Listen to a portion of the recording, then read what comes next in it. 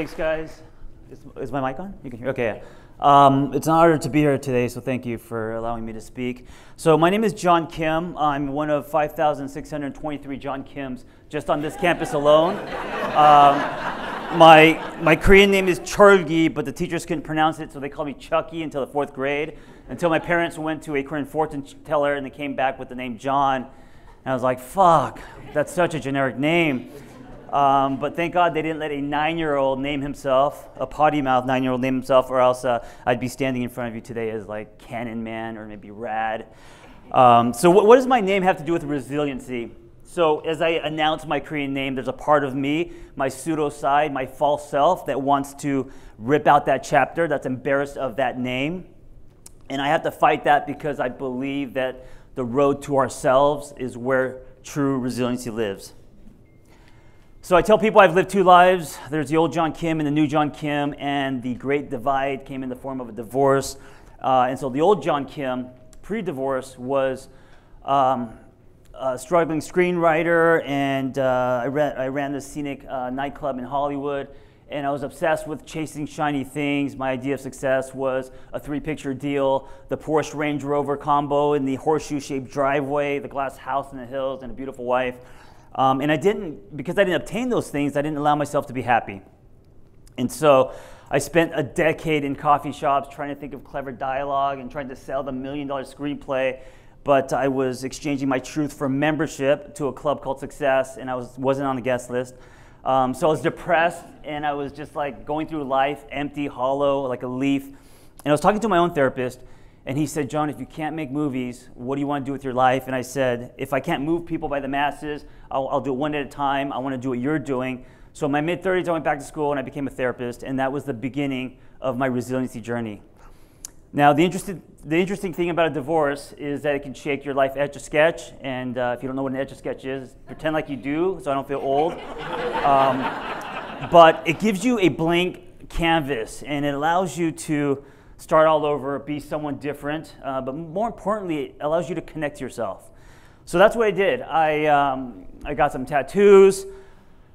I bought a motorcycle, connecting to the 14-year-old in me who was zipping around the neighborhood in his little lawnmower engine scooter, and those were some of the best times of my life.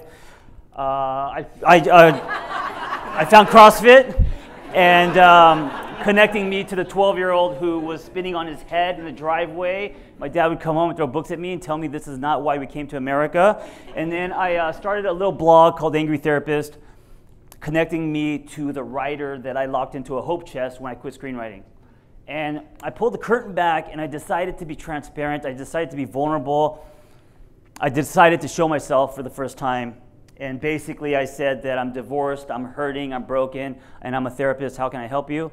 And it turned into a full practice. And I started coaching people all over the world, thousands of sessions. And then offline, I thought, if we're going to talk about life, let's do life while we're talking. So I went on hikes, and I would just zoom around town on my little motorcycle, met people in coffee shops, around lakes. I brought them into the fitness world. And that led to a book deal, and then it led to a company that I co-founded called Shift, and we're training life coaches to help people, and doing it in a way that's honest to them. And a lot of people are calling it a movement because we're changing the way we change. And all of that leading to me here today in this room, encouraging you guys to throw away all your blueprints, all your shoulds, all your definitions on what you think success looks like that's injected by commercials, advertising, society, old versions of yourself. Because true resiliency is about connection, and that connection has to be honest in order for you to be at your potential and go in the direction that you're meant to go in. Everyone else will adjust. Let me say that again. Everyone will adjust, including your parents.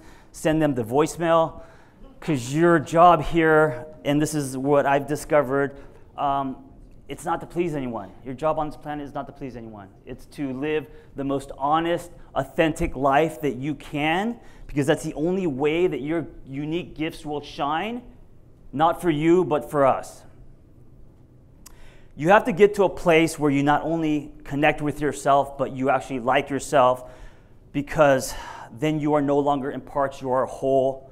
You become a swirl. And I was so nervous that I was going to say squirrel at this part of the speech. But I did say swirl, right? Okay, so quick story. A few weeks ago, I was talking to my energy coach, and she said, John, I feel like your element, you are marble. And I said, no, I'm an Aries, I'm fire. And she's like, no, I feel like you're marble. And I thought about this, and I was like, you know what, you're right. So for the last 10 years, I've been running toward myself and holding on to me with both hands and actually getting to a place where I'm okay with me. And so I've become a swirl, and no one can separate my color. So you got to get to a place where you not only connect, but you like yourself, because if you like yourself, you're going to be compassionate toward yourself. You're going to stop ripping out chapters. You're going to stand on your truth. You're going to announce your Korean name. Yes, these are notes. I get tattoos so I can camouflage the notes when I speak.